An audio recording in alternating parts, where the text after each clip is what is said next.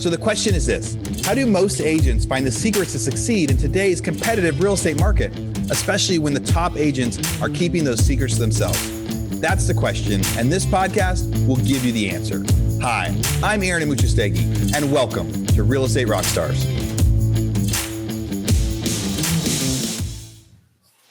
Real Estate Rockstars. This is Aaron Amuchastegui. Hey, coming to you for the end of October, start of November, Best of October podcast. Hey, the end of October, what a year. The real estate market could not look any more different today than it looked just 10 months ago at the starting of the year. And as you guys are getting in your last 2 months of the year, November and December are traditionally the slowest months for real estate.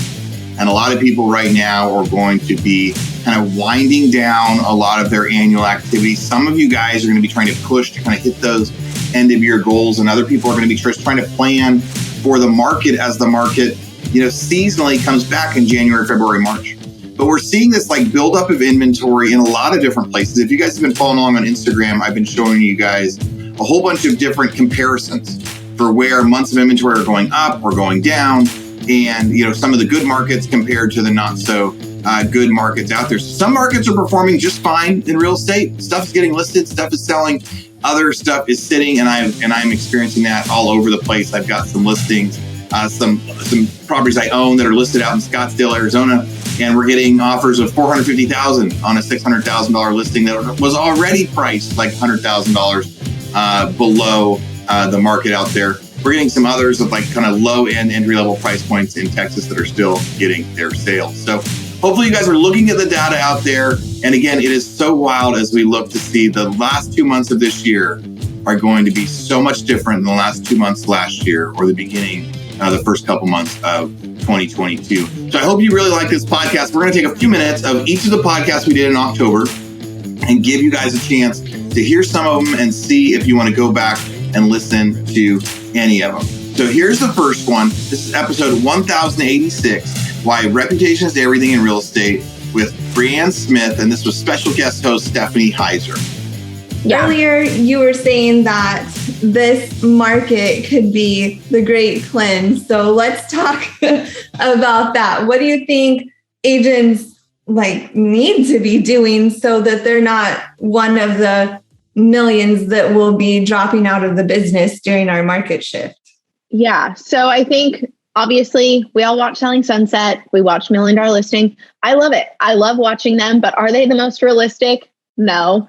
Do I love watching them and wish that it was that way? Sure. Totally. Absolutely. But it is not like that day in and day out. Sure, it's cool. I watched it before I took my state test. I did have my feet wet working, doing the marketing for the team before. So I heard different stories about listings and stagings and buyers and cancellations. And I learned a lot of the terms that way. But I do like those shows to learn some minor negotiation skills you might be able to use, and then maybe some minor light terms that you might be able to use, but not expecting it to be like that. I've had so many agents, countless agents reach out to me over the years, asking, how do I start? What's real estate like? Oh, but do I have to work past 8 p.m.? Do I need to go show houses on Sunday? Different things like that. Do I have to call this person back instantly? Do I have to show this house, or can someone else do it? And it just comes down to putting in the work. Your reputation is everything in real estate. And the last thing you want to get is a bad reputation for not being responsive, not being trustworthy, not having good communication, because all of those lean so heavily on the transaction and going from start to finish. And we all know we don't get paid until it is finished. So, and then again, from there, getting referrals from those clients once you close, or when they go to sell or go to buy another home, it's not just done with that one transaction. So you can't just block them, be done, move on, and think that it's over. It's continuing on from there and still nurturing the relationship so they don't forget about you and go with the next newest agent that they see on social media, because new ones pop up all the time. It's good if you can build rapport with your sellers and convince them to not overprice. I feel like a lot of agents try to overpromise and underdeliver, and it just makes everybody, it can waste all your time. Don't tell your seller your house will sell for $500 if it won't, and always list in a safe spot, because it will Exactly. sell faster. Maybe you'll get multiple offers. Yeah. But it gives you less risk compared to it sitting on the market and getting a lower offer or like worse terms and things like that. But I think that's the interesting point that we're in the market right now is like retraining these sellers that have seen these homes selling for far over asking price with like no contingencies and all these like crazy terms for the past couple of years, that they kind of missed the bus, and some don't understand that yet. But being communicative and honest with them is only going to help you. It's definitely not easy. But if you, like you said, overpromise and underdeliver, it's only going to reflect poorly on you as an agent. And that can get out there and that can really ruin your reputation. You can do whatever you can to fix it, but just being upfront and honest is always the best option, especially in real estate. All right, if you like that one, you're going to hear the rest, go listen to the rest of episode 1086 with Brianne Smith and Stephanie Heiser. Next up, here's a few minutes of episode 1087. Hey, I got a chance to interview my good friend, Nate Martinez. We had just gone to on a trip together. We were out in Croatia with a bunch of our Go Abundance friends. And Nate has been an agent for a really, really long time. He was an agent during and before kind of the last recession, the last crash. And he had a lot of advice for you guys out there. Here's a few minutes of that interview.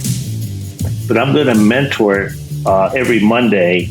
I'm going to spend a half an hour with these different pods, just kind of more of an accountability pod, and teaching and sharing accountability with them, because we need to get back to the basic fundamentals, you know. And you and I talked a little bit about the book that Sarah and I wrote, that we launched it last year in a time when the market was just on a frenzy. Nobody needed to stop and read a book. You didn't have time to do anything but, run your buyer around or look at offers. So with that, I thought we'll go back to the principles of the book we wrote, very, very basic. And let's start implementing that into our agents, into the company. And so that's, I think, what we're doing for our agents is really leaning into them, right? Because I think if we don't, a lot of them are going to have some challenges in the fourth and first quarter as the market has changed. Yeah. I think the advice right now of getting back to the basics and the fundamentals is great advice for everyone in real estate out there. I mean, if 75% of agents haven't seen rates above 5%, that means 75% of agents really have only seen an increasing market. And it's just amazing. And I go back to those triathlons as that example, or, when I tell somebody I'm going to do something, it increases the chance I'm going to do it. And if they remind me of it, it increases the chance I'm going to do it. And so I like to tell people as often as possible, this is my goal, this is my goal, this is my goal. And with those accountability partners, I think that's a good one. I just want to share, I just came back from a coaching conference. So we get back from Croatia, spend a few days with the family. I go to Salt Lake for 3 days. And then I'm up here in Flagstaff, and I'll go back to Phoenix. But I was on a cab ride back after a coaching conference with another coach. And I started coaching this person on this little 15-minute cab ride. And they had a limiting belief. And I challenged her on this limiting belief. And I said, when are you going to solve that by? She goes, 30 days. And I said, okay, what's going to be the pain if you don't do it? And she goes, I don't know. And I said, well, it's election season. I said, the party that you don't represent, why don't you send them a check for $5,000? The party that you despise, if you will. And she let me know who she despised. And I said, you write a check for them on November 8th if you don't get this task done by November 3rd. And I think I motivated her, and I'm going to keep her accountable to that. So sometimes when we're having accountability, it could be a one-off accountability with somebody And again, with her, I had to put some pain in it because I knew she probably wouldn't rise to the occasion. One of the things that really came into my life, and I don't know where it originated because it's been around for a while, but it's just basically having a perfect week, being able to block out hours in your day and working on those items. Before, and I learned this, through my coach, always having coaches around you. So my business coach was Burl Workman, and he pounded me on the perfect week and what to do. Quit working with as many buyers. Focus your time and effort to work on your business. And so today, if you look at my schedule, it's very regimented, right? I have, the different meetings I have each day, every week. their meetings. Everything happens on the same time, the same rotation, very simple. And you create boundaries on when and how to work with people. That one thing in my life, like I told you, I had the best year of my life, but I think in the real estate space, I probably spent less than 20 hours a week working in real estate. And, every Friday I golf. We have this house up here in Flagstaff. That's kind of the goal, to get up here as much as possible. And we'd probably be up here more if Mila wasn't doing hockey and softball and all the things back in the Valley, But having, a perfect week set up, or what we call in the book an intentional week, because nobody's perfect, right? Those are a couple things that we, we share, accountability, we know Go Abundance is a big accountability group, but accountability equals love, right? It's about, you're really trying to help your team, keeping them accountable to their goals, not necessarily yours. You want to help people achieve and exceed what they're looking for in life.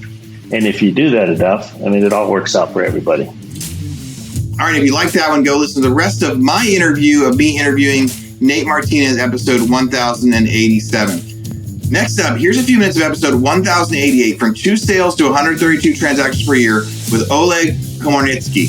The special guest host on this one is Courtney Atkinson. Here's a few minutes of that. Hey, tell me a bit about this journey that you've been on. So how long have you been in real estate? Since 2017. So April 2017, I got my license. And I sold 2 houses in that year.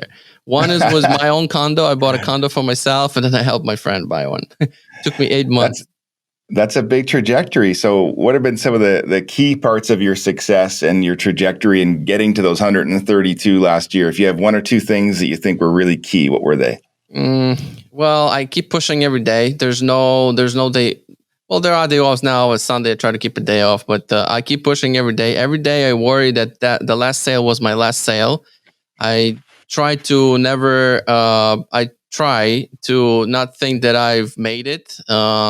Always keep like, okay, this, maybe I have a good, Maybe I have a good brand among my community, because I'm very focused. I'm very niche. It's only a little market that I'm focused in, and I'm super narrow on that niche. And I'm like, I know that I'm known, but I don't want to be like resting on my brand. And that thing is just, I always keep it as a worry. I'm always kind of obsessed. Like, I need more. I need to keep pushing. I can't stop. I think that was one of the main things. But when I'm working with a client, I think they feel that I don't care about the commission, because I always sometimes even tell them that this is not a good deal. Don't take it, even though I feel like there's going to be 20 more houses we need to go to, or like take so much time, spend so much time on the market because this offer's not so. Because they always ask you what's your opinion, and I'm kind of tell them that I will make money here, but I don't think this is the right way to go. So these 2 things probably I keep pushing, and I put the client's interest in front. Sounds all cliche, everybody says about it, but if you truly have that in your head, then people feel it. And that's I've seen referrals come like crazy. And I never asked for a referral. Never in my life. I never asked for a single referral. They just keep coming.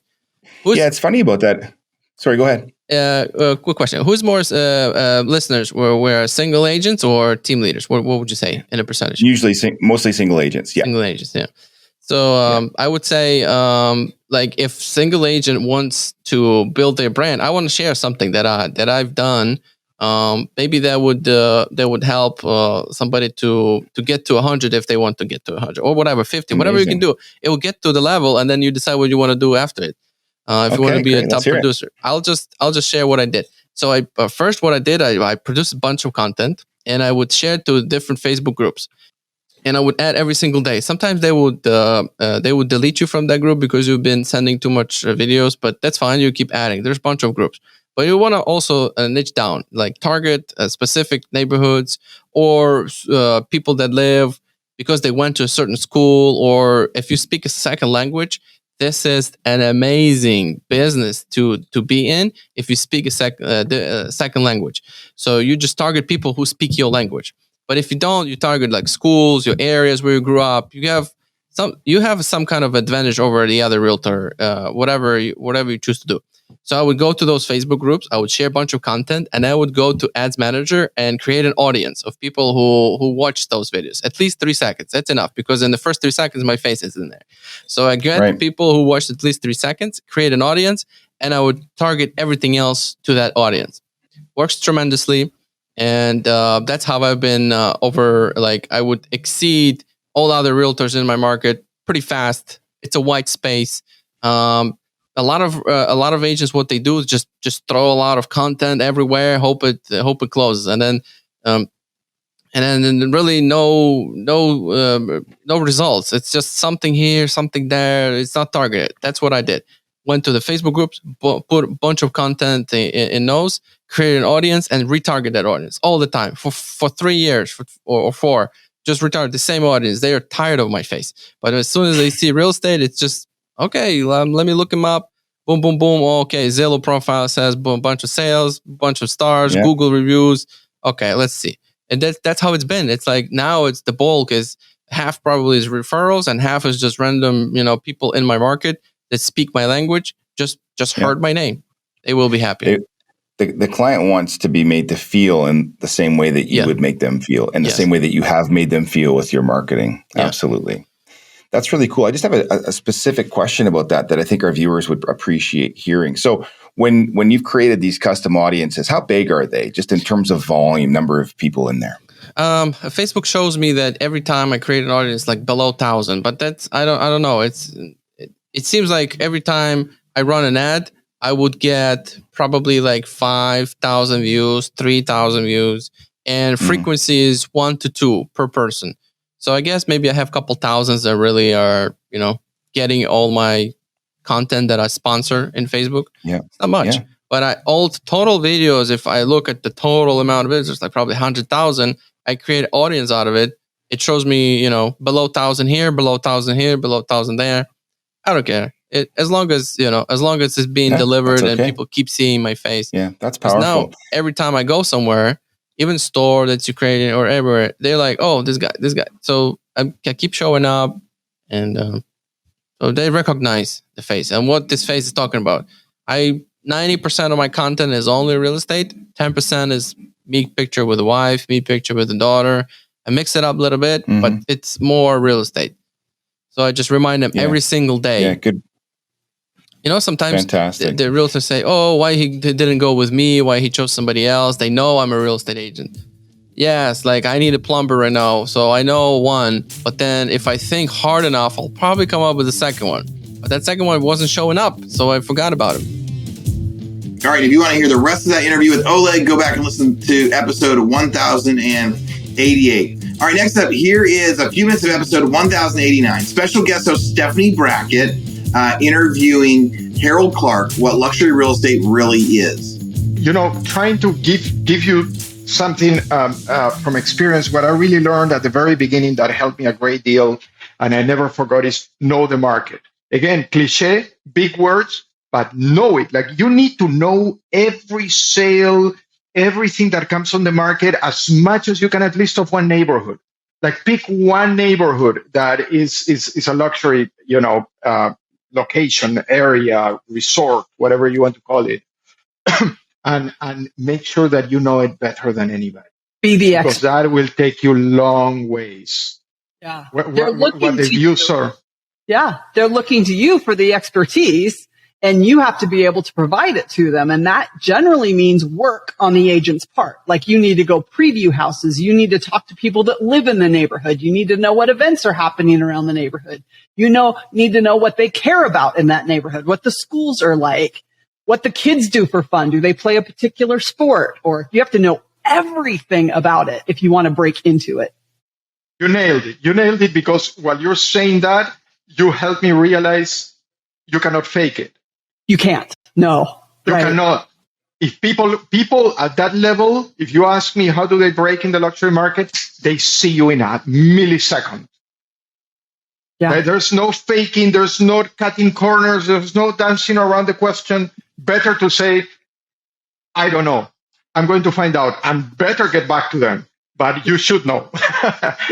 Yeah. And it takes work. You're going to have to study. It's like It's like school. You're in school for that neighborhood. You need to study everything about that neighborhood, that area, whatever it is, the building you're trying to sell, whatever it is. You're in school, and that's your only job right now, is to learn that. And that's how you break in, because it only takes one person. And if you do a fantastic job because you know everything that you have said, then obviously they're going to talk about you. You're in. But you got to put in the work first. You're not just going to skate by and just someone, especially at that level, someone who buys a luxury home isn't going to trust just some Joe Schmo agent that just showed up and said, "Hey, I want to sell you a house." Well, that's the guys that get lucky, right? So they sell one and it doesn't happen again. Yeah. Because, hey, yeah, no, it was a good experience, but are they going to call you again? And you need to stay in touch. Yeah. That's the other thing that people get lazy about. We get lazy about. Yeah. But that is back to what I said. You need to deeply care. If you deeply care, you're going to stay in contact. Yeah. Okay. So tell me, what's one piece of advice you would give to agents anywhere? If they want to truly connect with their client, how do they do that? How do they, you know what? To connect. How do you do that? Without thinking, because that's the most honest. Know that they can size you up in a second. So be truthful. Be true. Always. Yeah. Always. Whether you mess up, whether you don't like it, whether you see a red flag, whether something's wrong, because all of those apply in every transaction. People think when their buyers are all happy and, if we negotiate the price, we're good. There's so much more. That, as you know, is related. So all along the way, just be true, because you know what? They can see you. I love There's nowhere to hide. Authentic. Be yourself. Be yourself, and they will love you. That's great advice. That's awesome advice. All right. If you like that one, you want to go hear more, go listen to the rest of episode 1089, where Stephanie Brackett interviewed Harold Clark.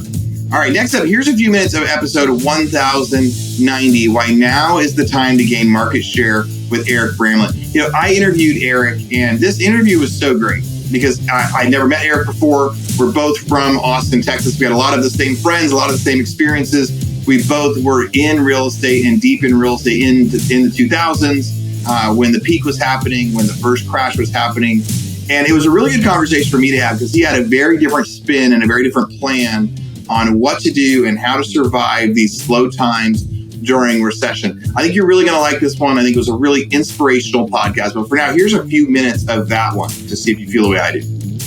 What I told everybody was, man, I'm working twice as hard to make the same amount of money that I did last year. And it was very true. I mean, and I didn't understand market dynamics. I didn't understand what year? That was 2008, 2009, something like that. Yeah. And so the size of the market had shrunk considerably. And I didn't realize that. Now I look at it and go, yeah, it's perfectly normal that you were working twice as hard to make the same amount of money. You were gaining market share of a much smaller market. You just didn't know what was going on. And then in 2012, I remember things were getting a little easier. And I saw my old business partner. We were at a Movember party. I don't know if you remember the Movember things where you grow a mustache for November. Yeah. And we were at this Movember party. And so it was in November. And I was like, Keenan, how are you doing, man? He's like, I'm doing really well. He's like, how are you doing, man? I was like, it's the best year I've ever had. And I didn't realize it until the end of the year that I'd done. And at the time, I think it was like, I don't know, 10 or 11 million. And then 2013, I ended up doing, I think 21 million that year. And I was like, oh, it's a fluke. That won't happen again. And then I'd have to look back at the numbers. But 2014, I think we were up to like 30 or 40 million. I took on like one agent. 2015, we had two agents, and I again, 60 or 70 million. But things just started going up after that. And it's because we gained all this market share during the recession. I worked really hard out of necessity. The amazing side effect was like, oh, you gained this market share and then you retained it whenever the market came back. And that's why, that's why the production just went really high, why it went up. So.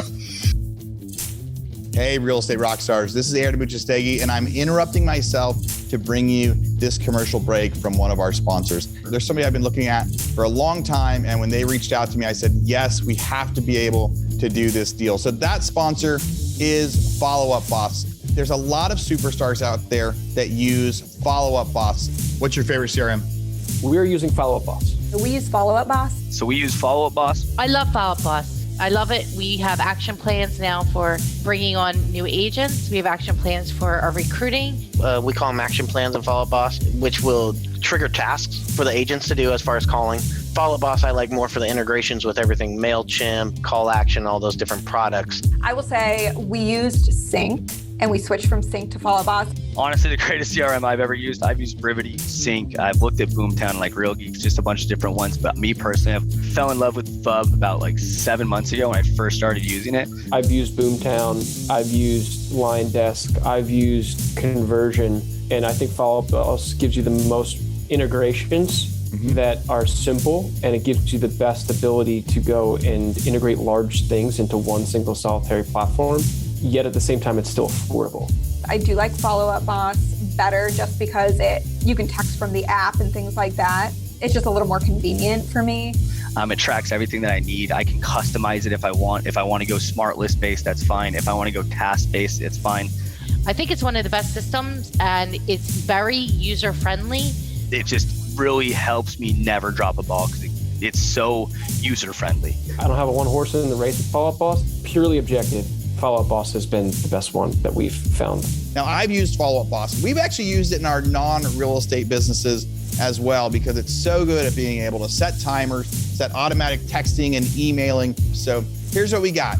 For Real Estate Rockstars listeners, you get a 30-day free trial. That's normally 14 days. So in order to get this, you go followupboss.com, just like it sounds, /Rockstars. Go there, get your 30-day free trial and check it out. Especially if you aren't using any systems or any CRMs yet, this will be a great one for you to start with. Thanks again. Now back to our show. Going back to your thought of like, it will get better. So get market share. And I think right now it could be really discouraging for agents out there because they're going to go, I'm working twice as hard and I'm making half the amount of money, or I'm working twice as hard and I'm making no money. But remembering like so much of the work that you do over the next year is going to be like putting money in the bank, because your experience in like, I've never heard anyone say it actually. Like the reason 2012 was so easy is because when the market changed, most of the agents were gone. Right. Like most of the people were gone because most of the people had given up, and anybody that like just survived during that time and kept doing all the things. Like, so you might have buyers right now that you listeners you're getting them in there and they can't afford to buy right now, or the rates go up. So they're discouraged, or, but keeping in contact and keeping them in the loop and keeping them ready, because when it does get better, 6 months to 36 months from now, right? Yeah. Like they'll be ready. And if you're top of mind, you're going to have them all. And then, what would you add to that? And then what do you do to survive during that time? Well, yeah, I mean, you're dead on. And by the way, not to digress, but I agree with you. I'm personally planning for 18 months. But with the understanding that it could be longer than that. In the meantime, yeah, you have to survive. So if you are making $0, you got to change whatever it is you're doing to make some dollars, right? Like that's not going to work. Like you're doing something completely unproductive. So you don't stay busy for busy's sake. You stay busy with whatever you see is causing positive results, right? I'm not sure what that could be. If you're into cold calling and you're able, that's what happened to me, right? Like I was always hated cold calling, but 2008 to 2010, I'd sit down and make, 100 calls. Really, it wasn't 100. It was like, it started out being 100 calls a day. And then it became like, okay, I'll make calls until I talk to one person, right? Who seems like they could be interested. So if cold calling is your jam, do that. It's not mine anymore at all. But if that's for you, do it. If open houses are your jam, do open houses. Knocking on doors is, internet marketing, whatever it might be, just make sure that you're getting a positive return. So if you are spending money, make sure you're making more money than you spent. And if you are just using sweat equity, make sure that you're getting some traction whenever you do it. And just understand, open houses are a great example, right? Like 6 months ago, you hold an open house, you probably meet 10 buyers. You could hold 2 open houses and meet 2 buyers now. That's okay. The market's shrunk. You met 2. 2 is better than 0. So as long as whatever you're doing is putting some money in your pocket, enough for you to pay your mortgage, enough for you to pay your car, whatever all your minimal expenses are, just keep doing that. And try new things. I always say focus 80% on what's proven, experiment with 20%. And if you continue to experiment with that 20%, you'll find some new things that are hopefully more productive than what you've been doing over the past however long. All right. And if you liked that one as much as I did, go back and listen to the rest of episode 1090, my interview of why now is time to gain market share with Eric. Bramlett. Next up, here's a few minutes of episode 1091, Systems for Success with Sellers, where Courtney Atkinson, special guest host, interviewed John Scipione. Probably one of the more exciting stories is our most recent buyer's agent is 18 years old. She is a freshman in college, full-time student, full-time agent with us. Changed her whole schedule around so she could prospect in the morning. That's incredible. How's her year going so far? Great. She's at about, I think, 8 or 9 closed and pending. And her goal this year is 24 transactions in her first year. That's ridiculous. So tell me, I got to know, what's a deal worth in your market, given your average price point and your average commission? Average commission check to our team is about, this past year has been higher than others, but it's about 12,000. To the agent. Yeah. So, no, 12,000 to the office. Okay. To the office. Still. Yeah. That's incredible though. So, this person's going to do over $100,000, under the age of 20 while going to school full time. And I tease her. I'm like, listen, you can't tell your parents how much money you're making because they're going to start charging you rent. And she's still at home. Yeah, that's amazing. She's still at home, and yeah, man, but you know what? And that's something to touch upon too. She has like the sales regimen and techniques and strategies in her blood. And she's only 18. She came out of like a lot of marketing courses in high school and college, and she's almost like that rookie athlete who like just got on the field or I'm a big hockey fan. She just got on the ice and like, she's not scared of anything, right? Like you tell her to call a FSBO and I'm like, here's the script. She's like, all right, this is all I have to do. Whereas if you give that script to somebody who's been in the business 10 years, they're like, I'm not saying this. Right. She's afraid of nothing. She hasn't yet been rejected. She hasn't yet been turned away. So she's just fearless. That's amazing. Which is awesome. And that's not really the narrative that we hear around that generation. So I'm inspired that that's the case for you, for your team, and for her. But you're not wrong. I teach team leaders, team members, and realtors, a multitude of strategies, but one of them being a mega open house strategy, which involves some cold calling and some door knocking. And I maintain, a guy like you, for sure, being a Tom Ferry guy, a guy like me, I can walk into any market and make $250,000 year one without any question at all. And it's not going to be crazy and it's not going to cost me a load in marketing. But if you tried to take a 5-year agent that's never cracked $100,000 and give them the strategy, they'll make up all these excuses why it's not going to work. And they'll tell you why you're wrong. Right. And the beauty of the people that you bring into your team, and the same for me, every one of our team members, 42 of them, with the exception of 2, weren't in the industry when I met them. And for them, it's the same thing. You show them the path and they're like, oh, that's all I have to do. And you're like, yeah, you got to pick up the phone. We're in an air conditioned office. We're using technology. I'm not out on the street. It's not like I have to go pick up a shovel anywhere. There's no manual labor involved. It's literally some brain power and using my voice. You got to stay hydrated and energized, get some sleep. If you avoid alcohol, even better. And away you go, right? And so you and I think of it that way, but you're right. Like outside, folks that have been doing this a long time or a little time, regardless of the level of success, a lot of folks aren't willing to do the work. Yeah. Or I find agents these days aren't willing to, they're afraid of it. They'll do anything they can to not go on the phone. And, whether that's like text message prospecting, email prospecting, and don't get me wrong, some of that we do it. And I think it helps, especially on follow-ups and stuff sometimes, but the majority of it, for us, at least, what we teach and the way that our agents have success is just making sure the phone is number one, just because, the agents, there's other agents in your market that are going to do the phone and, be on the phone and hitting the phone and they'll take the business. I don't ever want to be, have this be a team where the agents on the team are doing 5 or 6 deals, right? We want to be a team where, it's high producing agents, doing a minimum of 25 transactions per year. And the reason that agents can come here and do such high volume is because we've got, really a plug and play platform, right? Like systems like Follow Up Boss, systems like accountability and scripting and role play and practice. you should hear this office at 9 a.m. There's 5 or 6 of us cranking on the phone, music's blasting, air conditioning's on. And like, listen, no one wants to do the lead generation. Like no one wants to go to the gym, but you make it fun, you make it exciting. And all of a sudden you're 2 hours into it and you set 2 appointments. So, growing the team, but making sure that we're growing it the right way. And from a leadership perspective, making sure it's profitable. That's what we're excited about. We're excited about a whole bunch of new lead sources we're working on that are going to bring a lot more qualified leads to our agents. All right. If you like that one, go back and listen to the rest of episode 1091, Systems for Success with Sellers, where Courtney Atkinson interviewed John Scipione. Next up, here's a few minutes of episode 1092, Maximize Conversions by Making More Calls with Justin Robbins. Here's a few minutes of his interview by special guest host Stephanie Brackett. So as the market has you mentioned the shift and you talked about the long-term nurtures, the long-term leads.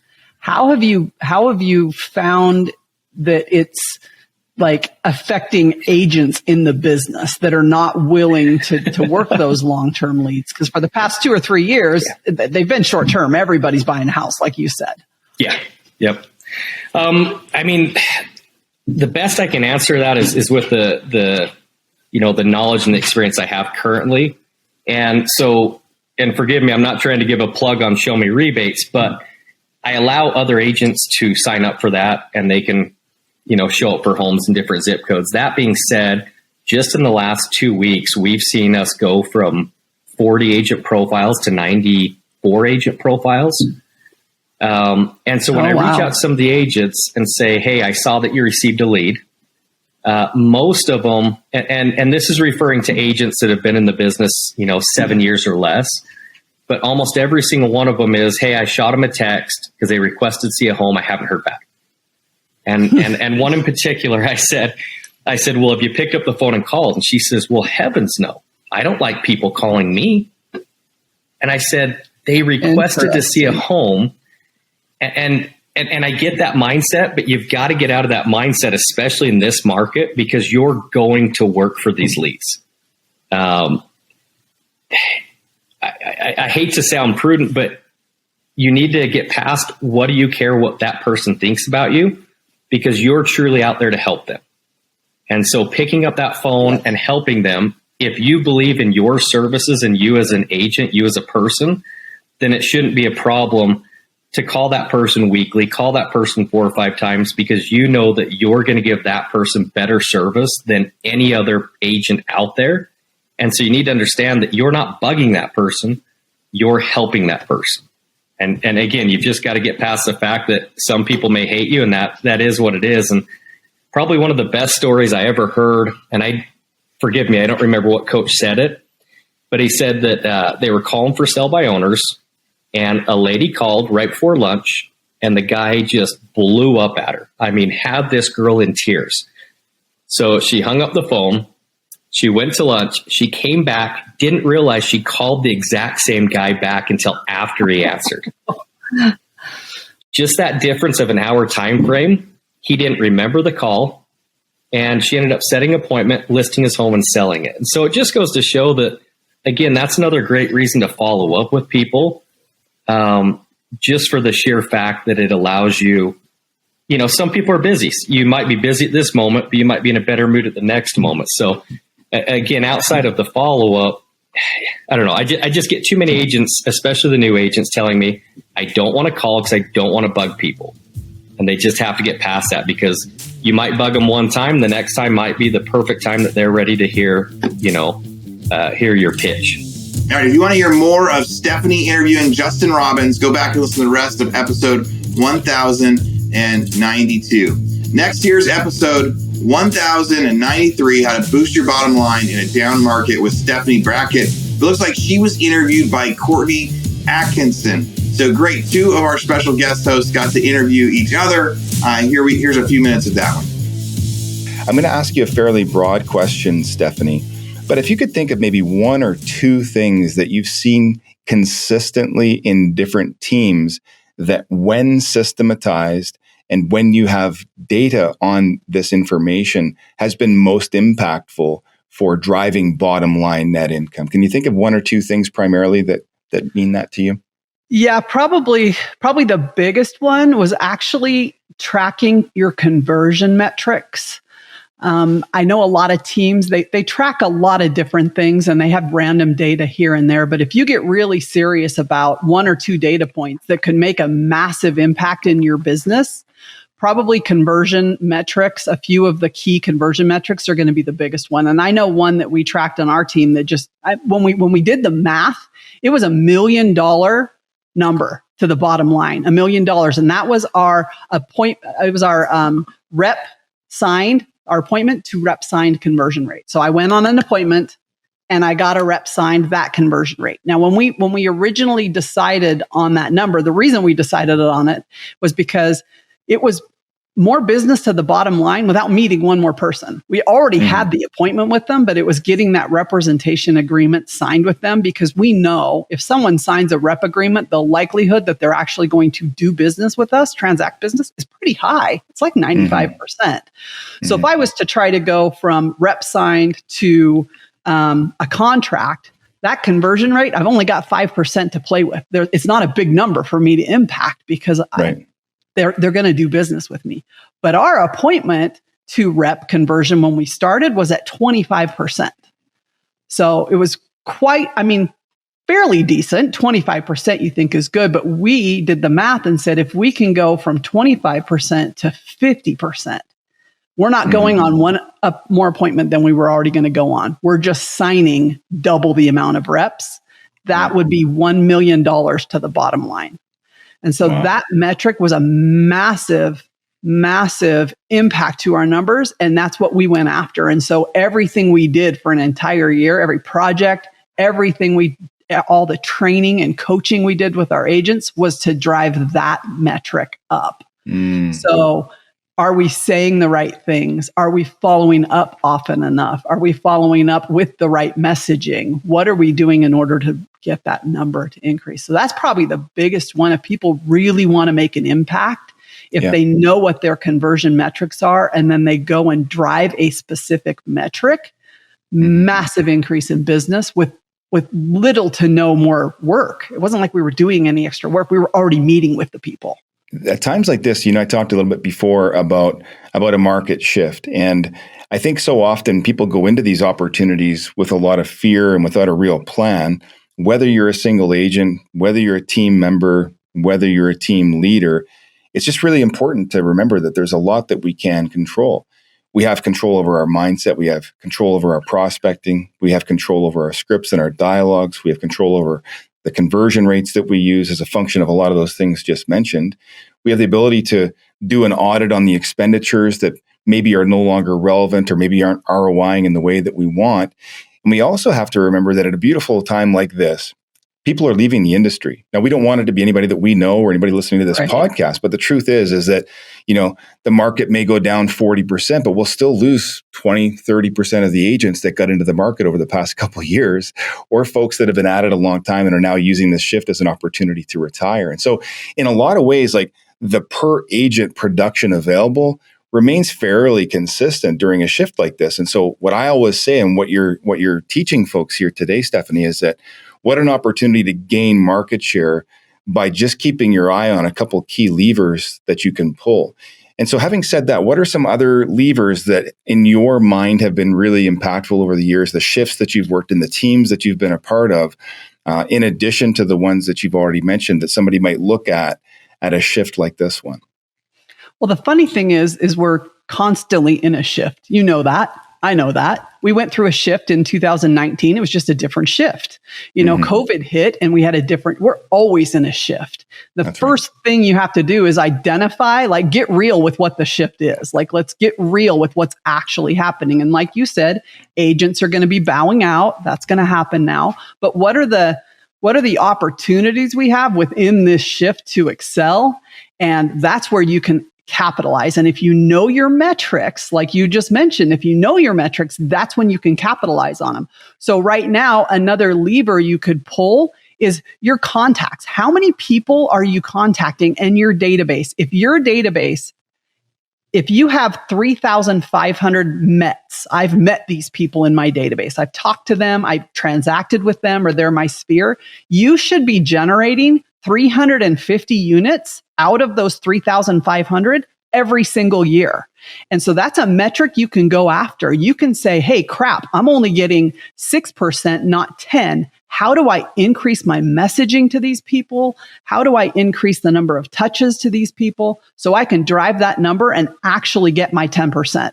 Because you should, statistically speaking, you should be getting 10% every single year out of that Met database. So that's an easy number to track. How many did you do? How many do you have? How do you increase that?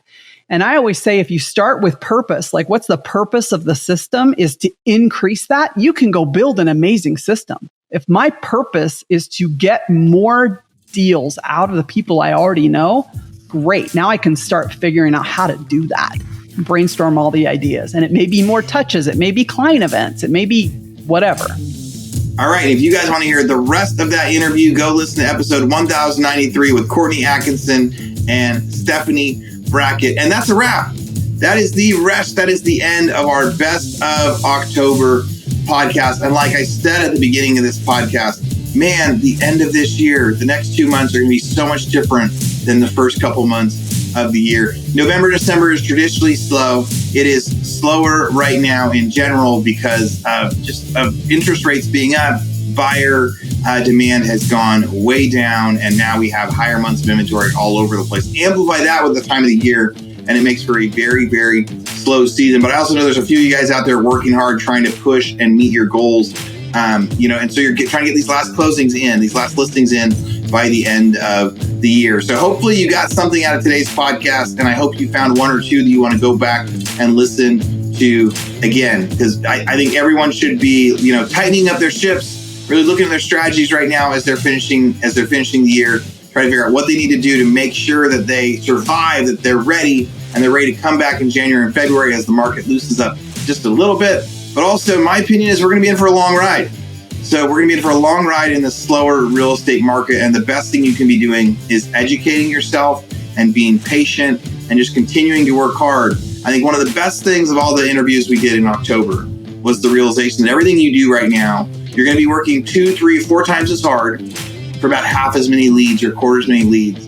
And then you have to think about these leads now as not leads that are going to convert to sales in a month or 3 months or 6 months, but they're going to be a lead that converts to a sale when the market gets better. We don't know when it'll get better, but it will eventually get better. It might be 3 months. It might be a year. It might be 3 years. It might be 4 years.